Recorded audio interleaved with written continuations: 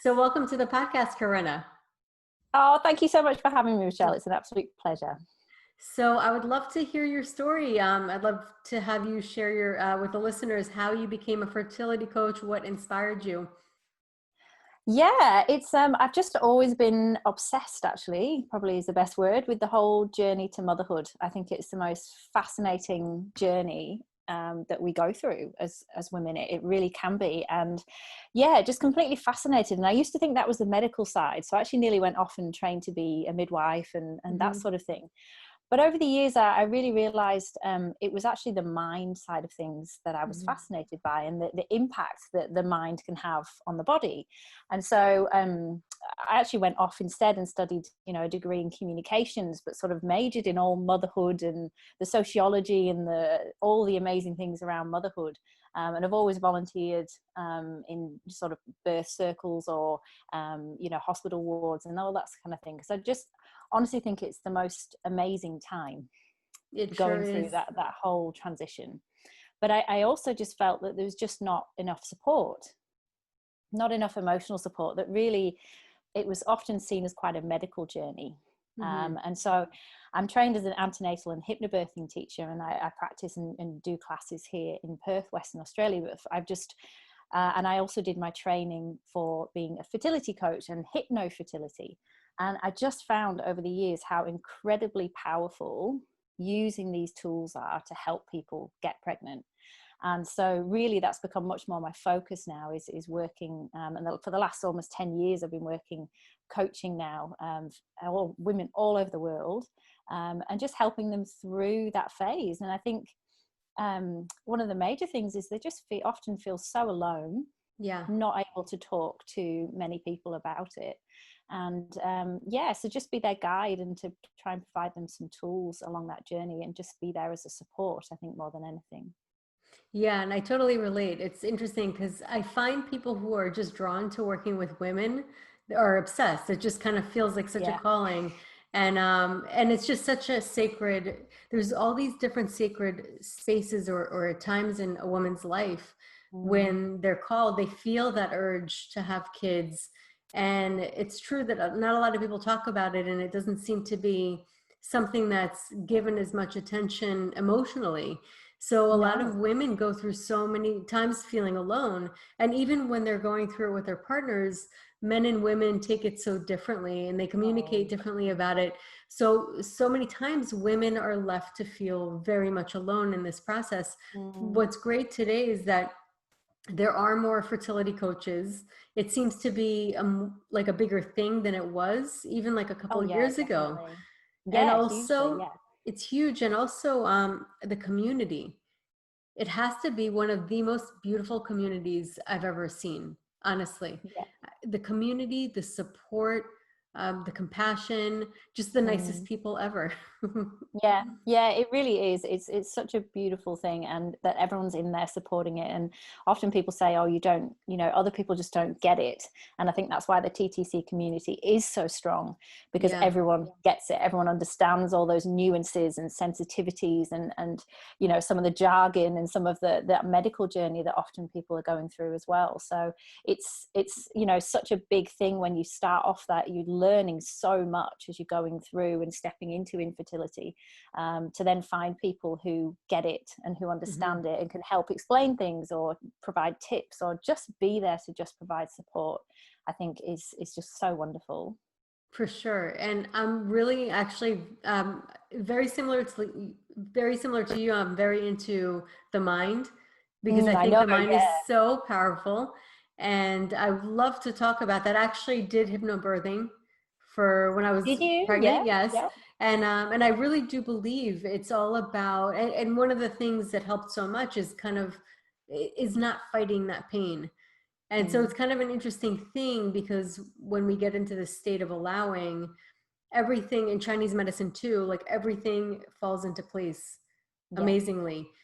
So talk to me about how you work with people on the mind.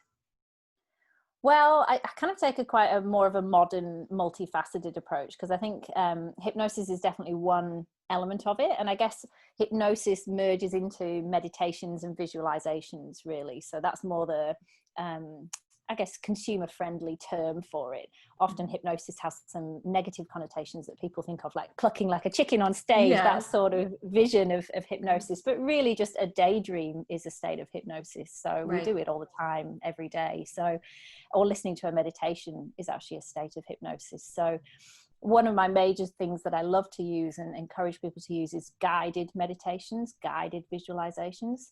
So it's actually sort of me talking through and using some of those sort of hypnosis terms to try and actually get into the subconscious mind and try and sort of change some of the thinking, because I think that's what's really hard as you're going through infertility, is some of the thinking around it. It can be such an up and down process and such a negative process at times, and like I said, at the very beginning, being obsessed with motherhood is because becoming a mum is such a huge part of your identity.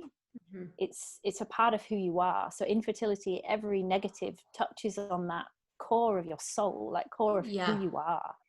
And that's why it really goes to the absolute depths of a person. Mm-hmm. And so that's why using the mind as well and employing the mind is part of this battle in infertility, is so important and so underestimated, unfortunately. But also so powerful. It really works when we can actually, combining mind and body is absolutely where that recipe is, for traveling through it better, but also hopefully traveling through it and getting there quicker. For sure. And it's interesting you talk about the body and mind, because sometimes to get to the mind, we need to go through the body, like breathing exercises. And there's certain tricks that, because when you're in the state of trying to figure something out from a state of feeling so overwhelmed about it, you almost find yourself spinning in circles. Totally, yeah. But changing some kind of physical state, or doing something different with your physiology really shifts a lot as a tool. And that's kind of an interesting thing, because when we think about the mind, we think that we're approaching it from the mind state, but it actually, there's so many other tools that we can use to very much so change it. It can actually be a very active process. I think what often people think about the mind and they think about relaxation, and when they're in a place of stress and overwhelm, that in itself feels too overwhelming to get to. It feels like it's not possible, but it doesn't have to be like that. Like you say, actually engaging the body, breathing is probably one of the most key concepts, and that's what a guided meditation starts with. But even literally, one of my little tricks is a 7-11 breathing, so breathing in for 7 and out for 11. And that can be done sitting in the waiting room. That can be done on the train. Like, that's not it doesn't have to be a deep meditative state. It's just using your breathing to activate your central nervous system to calm down. And exercise is the same, exercise and movement and moving your body and yoga. That's why all of those things can be really important as part of your tools for stress relief, as well as being healthy. So it's so important to engage the body and to sort of connect the two. And I think for me, that's kind of where we're at with the fertility journey. Often people go straight to the medical, and then they start looking into the diet and that type of thing. And the mind, unfortunately, becomes the last. Most people will come, it does. They come to me really quite far into their journeys, unfortunately, where there's often been quite a lot of trauma, loss or miscarriage, or just the built up trauma of going through infertility. And it's at that point where they're at a breaking point and saying, I need to change something with my mind. And I guess my dream is that we really integrate caring for people's emotions, self-care, all of those, the cognitive behavioral therapy and positive psychology elements that I use to really bring people to a place of more emotional balance as they're traveling through this, because there's a way to travel through it better. And I think that's what I would just love for people to know, is that using some of these tools right from the start, or from wherever you are right now, whether you're in the 2-week wait or wherever you are, to start using these, and it can have an impact pretty quickly. It definitely can. And it's interesting, you bring up such a good point on so many levels, because a lot of times people do go through this journey, and then they go to the doctor, or they even go to the nutritionist or the naturopath or the acupuncturist like myself. And in many cases, they're being given like this huge protocol that they have to go through, or they read a book about what they're doing wrong or what kind of products they shouldn't be using. And then that exacerbates their emotional turmoil of having Yeah. to be so on top of themselves because they feel like because of this is why I'm not getting pregnant. And that actually makes the emotional state worse Yeah. because it becomes so much pressure to keep up with all of these rules, these new rules that all of a sudden came along. Yeah, and this big checklist of things to do as well. Yeah. And I think that's, you know, I've got a fertility checklist as part of my toolbox, which is the to-do list and the to-be list. Oh, I Like, like this is where that. you need That's to great. be. Do you know what I mean? Like, Yeah. instead of ticking off everything that we need to do in terms of, you know, what I can do for my infertility, what do you need to be Yeah. for your infertility? Like, where do you need to be at, you know, you and your relationships, Mm-hmm. you and how you're feeling about yourself. You know, if you're in your own head all the time going, I'm not worthy of having a baby, I don't deserve to have a baby, or this is never going to happen, or, you know, just focusing on anger or frustration, you know, those places are really easy to get to during a Mm-hmm. fertility journey, but they're not serving you, they're not helping you. Yeah. And there's ways that you can move on from that type of thinking, you know, simply just by using things like affirmations or using Mm-hmm. guided meditations, having a chat with a fertility coach or a therapist or someone like that to really help you recognize that thinking. Yeah. Journaling can be a really good thing to I just start love being journaling. aware.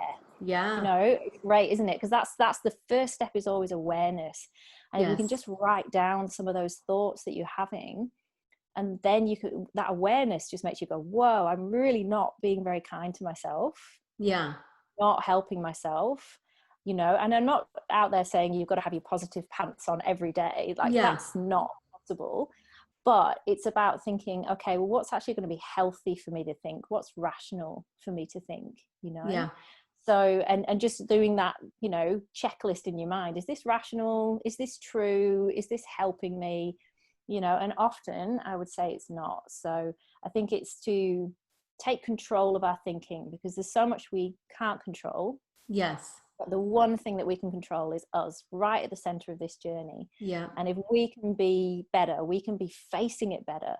Mm-hmm. And that's what, interestingly, some of the studies show as well, that people who go into things more optimistic, whereas we often go in a guarded state, protecting ourselves, Yeah. when we go in more optimistically, you know, cognitively we're functioning better, so we're making better Mm-hmm. decisions, our relationships are better, everything flows a little bit easier.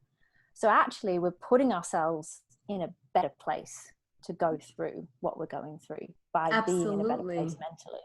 Yeah, and the thing is, I think a lot of people have this misconception that they have to suffer because it's Mm, a crappy situation. yeah, And so, and it makes sense. You think that you have to suffer, and it goes into this yeah, whole goal mindset. Like, until I get this, then I'll be happy. Like, but the yeah, reality is, and this is the reality, even though it doesn't feel like it, we actually do have that choice.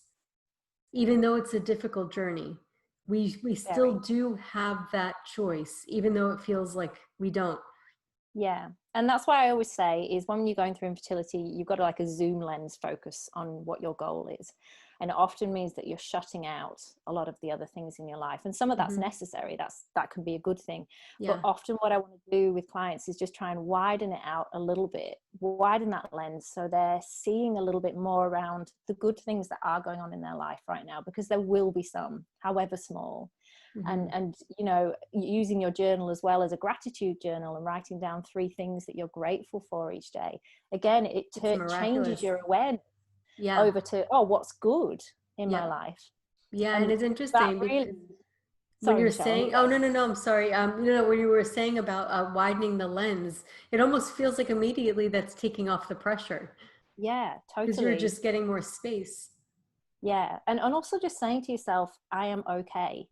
Yeah. You know, I am okay. Because then, you know, going through infertility is like living in this big stress state. You're like an Hmm. absolute ball wound up, and really visualizing where you're holding that in your body and trying to breathe it out or work it out, or work with an acupuncturist like yourself to sort of actually, because it's so connected, the emotions in our body, Yeah. to really feeling them, feeling where they are and working through that as well. Yeah, and we actually do process emotions in our body. If we actually Oh pay yeah. attention, we'll start to feel that. And then when you do pay attention to your body, you can access them. And it's a Mm-hmm. lot easier because the mind is so abstract than to try to go through this mind state again. Yeah. So it really Yeah. does make it a little bit more easier to manage.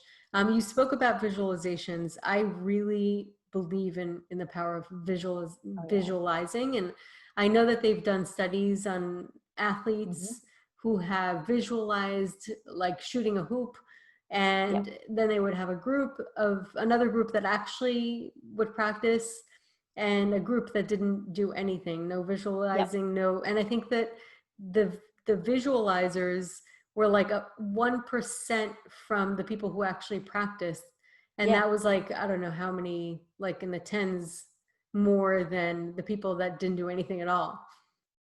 There is so many studies that back that up, Michelle. It is, honestly, I find it so fascinating. Yeah. Literally doing it in your mind, going through something in your mind, visualizing where you want to get to. And I think this is something people going through infertility are so scared of, Yes. that they've been through so many knocks that they don't allow themselves to visualize anymore. Yes.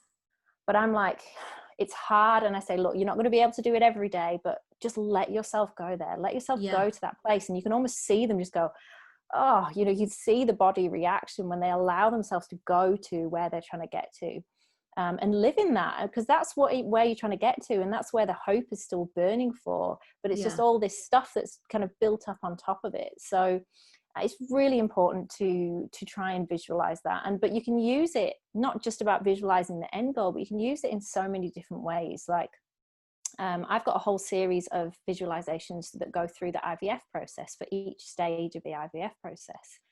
And like the embryo transfer one and the implantation one, they're so powerful. And there have been some They amazing are. studies that have actually shown the increase in success rates through IVF when things like visualization and mind body therapy are That's used. amazing. So it's so powerful. And, you know, I just want every IVF clinic around the world to be sort of offering, you know, something Yeah. like this, that they can, not only is it going to help relax their patients who are going through a very stressful time, but also, it, you know, it really does help. And instead of sitting in the 2-week wait going, panic, panic, panic, is it, isn't it, all the time, I'm like, welcoming, warm, think Yes. welcoming, warm thoughts. And honestly, it's so powerful. I did a visualization actually with a dear friend of mine now. It was a few years ago, and she'd been through years of IVF, several losses, and they had, this was for their second child, they had one embryo left. So there was a lot of pressure on this transfer. And just after the transfer, we sat down and I did this welcoming visualization, welcoming the embryo home. And it was just this, I get goosebumps now talking about it, because it was just this moment and you could feel it in the room and it just settled. And she said every loss, every baby that they'd lost through the journey just settled within her. Everything came home in that Oh, moment. wow. And her, you know, little boy's running around, he's 4 now. So that transfer was successful. And That's amazing. there's so much power in it, you know, there really is. So and we're getting a lot more studies to back this up now, and I think that's what's really exciting, because I really am about the research, and Yes. pulling that in, and letting people understand that this isn't just woohoo anymore. It's not a Exactly. sideline. It's This is not. actually very seriously integrated Yes. into the process, that you can have a better journey and also hopefully a shorter journey to conceiving through working with your mind and your body. Absolutely. So many things just came in my mind. Well, first of all, I think it's such a bridge. To have the science is a bridge, and as you know, that's so important for the mind to have Yeah. a bridge. Um, Somebody was talking about visualization. She's like, I can't imagine myself completely somewhere else. I'm like, I think it's too much of a jump. Sometimes you can focus on the sensations you're feeling in your body or something. There's got to be a bridge Yeah. rather than such a huge jump somewhere completely different. And so when we do have that science, that's a bridge for our reality to connect to Mhm. Yeah, with the absolutely. visualization. And Mm. I totally am with you on the fact that I remember speaking, I speak to my patients all the time about imagining the Mhm. pregnancy stick and, seeing or feeling the baby. And I know in the beginning it's very hard for them. Yeah, very. And I know that it's very difficult because you're going through that. And there's this, I guess it's a knee-jerk reaction to think that if I think about it, I'm going to get disappointed if I'm allowing myself. But then I pose it to them, I reframe it because they're already going through it. And if they Mhm. know that they haven't done everything in their power, they're going to regret it even more than Yeah. to kind of hold back through the part. You might as well, you're already going through it. So they're like, yeah, you're right. Maybe that's a little Yeah. bit of a different way to look at it. It But is, because it, I just say, yeah, like, the fall, when you get a negative, you're going to fall. There's yeah, going to be a regardless. drop regardless. So go into it and go through it in a better way. Yeah, And what I've often found with my clients is that they come out, if they do have a negative, they say to me, I feel stronger. I yeah, felt more able to cope with it. And that to me is the best thing, because yes, that's what I'm trying to achieve, is the ups and downs are still going to come, but if yeah, we can take you from here to here so you can cope with them better, so you can deal with those downs, yeah. then that is what this is about. And that's what the power is in this, working with your mind and getting that emotional support, is it does make you stronger and more able to cope with the journey. Yeah, absolutely. And the journaling that you mentioned too early on is that, journaling is so powerful because like part of this whole mind journey and healing is acknowledging and validating what you're going through. So it's not about pushing it away, it's actually about leaning into it. And so Mm. when you write it down and you allow it a space, because as humans, we're so hardwired to reject and resist uncomfortable emotions. Yeah, absolutely. We definitely are. And it can be uncomfortable occasionally dealing with these things, but that's why, the hypnosis and visualization is actually a wonderful way of doing it, because you're Mm. going straight into your subconscious and working through there. It's not having to sort of be aware of that discomfort. But the whole infertility is discomfort. It's Yeah, not a comfortable place. It's not somewhere you wanted to be. But I yeah, think it's moving away from that fighting it, and really sort of being okay with where you are right now, hmm, because you have that hope and that knowing. And I think I always say, it's okay to believe in the future that you want, hmm, because you're spending your time focusing on the future you don't want. right, I have a lot of clients coming to me going, I'm trying to, deal with who I'm going to be when I don't have children. And I say, well, let's wind it back a minute here and say, you're still going through IVF, next month. So that door is right, still open. Okay. So let's focus our mental energy there, yeah, not trying to cope with a reality that she may never have. right. It's the mind. It's called the negative bias. Yeah, It's a very natural much so. part of our minds, and it's meant for survival, so we can prepare ourselves for Yes, it is. survival. For something that's going to happen. But like you said, you're going to do the IVF. You're in that. So sometimes this is why it's so important to have a coach. Yeah, Because that's when we're exactly it. going through what we're going through, we just don't see it. Every single one of us has blind spots. Every Oh single one yeah. of us, even coaches, everybody. Oh yeah, So, I've got plenty. Don't worry, I've got yeah. plenty. So, but it's so important to have this kind of conversation and Yeah, it have is. somebody remind or reframe. It really makes such a huge shift. It does, and that's what I love doing. I recently started an app called Your Fertility Toolbox, because I basically, I coach one-to-one, like talking like we are now, but I wanted everyone else to have this access to someone just going, I'm going to flip this thought around, I'm going to change this around for you. And that's what's been so wonderful so far with the ladies in there, is that they can just flick me a message or comment on that sort of thing, and I can just comment back and say, well, how about this, or have you Oh, that's thought like this, great. or try this. And it's just, that's what they're really enjoying about it, is because you do need someone to coach, I guess, you on your thinking. And it's not a one and done thing. Right. Things change and your mindset changes. You need that continual support. It's And I true. think that's what's really important for anyone listening, is to reach out to find their tribe, find their It's thing totally that's going to true. work for them. But you do need that, coming to see you, I'm sure for many people is their, real check-in point, Yeah, things like that. You have to find what's right for you and really make that a priority, because it's going to transform your journey. completely. And when you were mentioning how you were giving people, almost like mentioning to them to, or almost giving them permission to visualize, because they Yeah. didn't think that was an option, all of a sudden they let go. So Yeah. having that extra person do that gives you, at least, even if you feel like doing it but you're not sure, it gives you confirmation, I can go ahead and do this. Yeah. So it really And I does think, help. you do need that, because I think you've been so beaten down Yeah. that you almost, permission is the right word. I often Mhm. say allow yourself to, give yourself permission to do this, because those are the words that people actually need to hear, Yeah. because they've just been sort of beaten down by the process so much that they need to allow themselves to hope again. And that is a big part of what I talk about, is that when you're going through infertility, you have this hope underneath everything. It's a thread that runs underneath everything that you're doing. Hmm. You're almost trying to ignore it and push it down. And I say, let's grow that hope. Let's foster Yeah. that hope, because that's what you're going through this journey for. So let's Yeah. live in the hope a little bit more, rather than trying to squash it down, Yeah. and enjoy sort of some of those feelings that hope brings, rather than trying to push them away. Without a doubt. And also another thing that I notice is a lot of times they go into the medical world, and the Mm. medical world is all about numbers, Oh, it's awful. statistics. It really Yeah. is. And sometimes I've had patients that have gone in and they've been told horrible, horrible things about Yeah, what their future is going to look like. I mean, exactly. doctors all of a sudden became psychics. I don't know, like they know, they can predict.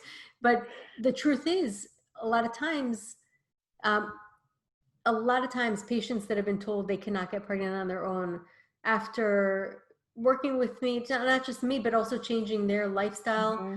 Yep. taking supplements, just doing things differently, more naturally, do get Yes, pregnant. So absolutely. against the words or the predictions of a lot of the scientific medical Yep. community, so it just goes to show that that also is a mindset, and it's important to have somebody Mm. who actually believes in your journey. Yeah, it definitely does. And also, to be, one of the things I also talk about is assertiveness, and speaking up and being informed and asking questions, Hmm. because I think it's really important to do that during a medical journey, and to feel empowered to do that. We often feel very disempowered in a medical situation. And I think it's so important to go into appointments with a list of questions, to make sure you have somebody with you, whether it's your partner or someone else who's listening. Because I had a call last week and she said, we heard two totally different things in that appointment. She was like, oh, Yeah. it's all terrible, and her partner heard there's these options and these choices. Yeah. So going into your medical appointments in a really empowered way is so important, and asking questions, and don't be afraid to get a second opinion either. Like, this is Yes. too important to not do those things. Like, just to tell a quick personal story, I had a cervical cancer scare, and the first doctor was like, hysterectomy, straight out, Hmm. straight Yeah. out. And that was it. And it put the real fear into me around if I didn't do that. But it just didn't feel right. It just Yeah. didn't sit with me that was the only way to do this. And so I changed doctors, I changed hospitals, and now have 3 beautiful children born through that. Otherwise they would have taken Wow. it Oh out. my God. That's And crazy. it is crazy. And I just think it's so important that we do that. And I don't mean you have to be aggressive or in any way, but you've got to find the right provider for you. And this goes Hmm. right the way through birth, and right through into parenting as well. Yes. Is that you would never, you would investigate the school, or you would investigate which True. nanny you were sending your child to. Hmm. Be that investigator now, Yeah. and just make sure that you're with the right person that works for you. That person might work really well for someone else that's recommended them, True. might not be for you. But it's just really important that you feel instinctively what the Hmm. advice you're getting is the right advice. And if not, just to ask some more questions, find out more about it. And never hurts to get a second opinion. It might just Absolutely confirm not. Yeah. what you already know, or it might move you off in a different direction. And it's worth every investment in your time to do that, definitely. For sure. And there's a lot of times where people do have that gut feeling. Yeah. And so now, whenever I hear that hesitation about a story that they tell me about going to the doctor, I'm like, get a second opinion, because you need to listen to your intuition. Your intuition knows, and you will get that hesitation. People Oh, usually absolutely, do. because that's your thinking brain getting Yeah, involved. But definitely. often we're too busy thinking with that. You really need to listen to your gut on this Yeah, journey, and it will guide you. It will help guide you. for sure. So, how do you work with people, say they're right in the thick of it and they're really, really having a hard time and they just came Yeah, back from the doctor and they got the worst news, and mentally they just don't know how to get out of this yeah, space of yeah. stress? How do you work with that? Well, we break down everything that they've been told for a Hmm. start, because often there's some questions, or, like you say, I've heard it this way, but it could have been interpreted a different way. So we try and break down the story and where they're at. And also, I often find there's a few things I ask clients to fill in this comprehensive questionnaire before we see each other. And there's always a few things that I star on that Hmm. I want to talk to them about, some things in their past or some things in their past journey. For example, really common is that women have gone through miscarriage or miscarriages Hmm. and not often grieved them properly, Right. not often worked on those. And sometimes that can build up a little bit of a fear as well about moving forward. And or there could be a fear around parenting or a fear around anything. So addressing any of those fears is really important. Hmm. Also looking at relationships and what support they've got is Yeah. really important. So we delve right into that, about what support have you got enough, and also about that widening the lens. Hmm. So yes, this is where the tough point is with infertility right now, but what else are you doing? Are any creative endeavors? Have you used to play your guitar, have you picked it up? Yeah. I often ask them, tell me about the pre-infertility you. What were Mm. you like? Yeah.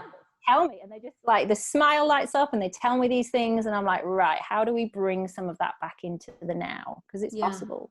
It is. So it's not just about working on the tough spot. We do that and we address that through the relaxation techniques, like the guided meditations, giving them affirmations to help move and change their thinking forward, really digging into that hope that they have. It's also about widening their lens and looking at their whole life around Hmm. areas that can help improve them, help support them, what resources they might need to keep journeying further. So it's looking at that holistic picture, really, Right. around that person. And do you have any stories that are like standouts or really, really inspiring of somebody who struggled Oh, for a so long time? many. Gosh, Yeah. so What's many. your There's favorite? so many who, yeah, God, try and pick one now. One of them was this beautiful, beautiful lady in San Diego who had 3 miscarriages. So she'd had her daughter and then had 3 miscarriages. And I think this is what's also a really common thing that we need to talk about more is secondary infertility, for Right. one thing. We don't talk about that enough, even though it's very, very common. Hmm. And also, losses and miscarriages and how that can change your journey, change how you feel around pregnancy and your body as well. Like, you feel like your body's failed you, you're broken, and it's not possible to move forward. So she was really in that place of believing that it wasn't going to work, and they were just about to go back to try IVF again, which they tried the first time around and then actually got pregnant naturally Hmm. afterwards. After. So yeah, but I was really keen to dig into what I ask with secondary infertility is, what were you doing around the time when you got pregnant the first time? Tell me everything that was going on. And it's such a eye-opening question around that. And she just changed jobs, reduced stress, Hmm. found really her passion. There was a lot of support going on. She basically almost just let go Hmm. and surrendered a little bit. And that was the time that she got pregnant. And I said to her, she was going off on this big holiday to New Zealand. And I know it's a holiday story. I'm not saying everyone gets pregnant on holidays, but she did, because she let go. And I think we did a lot of work to grieve those lost babies. And so I encouraged her to maybe put 3 hooks or 3 picture frames in her Hmm. house, or to do something that recognize those three, and also to write a letter to her lost babies. And I said, if I you know, can it's so get hard. you and your husband, it's very hard to do, you and your Yeah. husband to do that, come together. If you can share them, that would be great. And then to have some sort of ceremony around it, some sort of, so they actually just put it in a little fire in their backyard and let it go. Oh, that's nice. And yeah, literally within that, the week after that, she was pregnant. So, you know, who knows whether that was the key to unlock. We never know with infertility, but I just often say that infertility is often caused by a multitude of factors and solved by a multitude of things. Right. So it's True. not necessarily that this emotional thing is the key, but Yeah. I honestly believe it's a really important factor that more people could be looking into, because it can just be maybe the last key, or it could just be the key that really enables you to feel motivated to do things with your diet or whatever. But when we're in the right mindset, everything flows. It's true. So everything comes from that place of feeling good. So Yeah. I think it's just encouraging everyone to really delve into that and really look after their emotional well-being, just as much as they're trying to look after their physical well-being, because actually looking after their emotions first will help them with anything that they're trying to do physically and Yeah. medically. It's the center. It's really our core. And, Yeah. you know, what's interesting is that a lot of people do go through this loss and there's no ceremony. No, And I think that we need that as we humans. do. We've done it for centuries. I mean, this is just throughout all of our history. Yeah, Ceremonies are very much part of our nature and they're very necessary. they are. And creating a place, like I said, you can create a place where you can go on the anniversaries of you know, the babies, or when they would have been born, because all these dates continue Yes, forward. true. So, you know, to create a ceremony and a place, just like we do with other deaths, it's so important. And I think Absolutely. the more that we can talk about this, the better, because often women are trying to pick themselves up after a miscarriage and go straight into trying to get pregnant again because they're feeling the time pressure. But Yes. it's so important to take a little bit of time to heal, and Yes. to ceremonize and to really feel in a better place before moving on, truly, like deeply in a better place. And if you can't work through that yourself, just to find someone who can support you in that. Yeah, absolutely. I mean, it's such a good point, and I think it's really something that's lacking. And I'm glad to see I see it on groups and social media. I mean, it's starting to become more of a conversation, and I'm really happy to see it really just is such an important aspect of healing, is Yeah, to give it a name, give it a space, really, and it's sacred. It's just like any life, it's sacred, and to be given that space and that honor yeah, is it is yeah. so important. And I think otherwise, the words I actually used with a client last week was, you're imprisoning yourself with your thoughts right now around all of this. I said, you really are. Imprisoning was the only word. She was just completely beating herself up and everything around what had happened with her losses. And it's just so hard to see that. But I think Yeah. you need that objective point of view from the outside sometimes to be able to see that on that point, we can't change the past. You know, Right. we can't change where we are, but we can change how we think about and how we respond to our situations. Right. So that's where we have the power to change, and that's where we have to put our energy, is to change how we're thinking around it. She doesn't have to be imprisoned by those thoughts anymore. She Right. can be living every day in a better way. Yeah. But that's the key, is that I think that people don't realize it. People Yeah. don't realize they're sitting on the key. You know, it's Yeah. really, no, it's really how it is. I mean, that's how powerful we really are. Yeah. Yeah, It's we a are. great, That mindset shift is yeah. amazing. And I think encourage people to think, oh, it's this big thing that's out there. It's too big, it's too hard, it's going to Yeah. take too long. Right. A mindset shift can happen really quickly. Yeah. It actually can. And affirmations, I find, can be really powerful to support a really strong mindset change. And we've got some of those to download as well in our toolbox, or Google, you know, fertility affirmations, because there's some beautiful ones out there. Yeah. But that's where, you know, the work can be done to really change that thinking. and become, you know, a slightly more positive outlook, and then the next day slightly more positive. But it's okay to be negative, and it's okay, we're all going to have down days, and absolutely there's some days we can't do it, but on those good days when we can get into that flow and get into that thinking and really use the power of our mind to change that. Without a doubt. This is such an interesting conversation. I'm really enjoying it.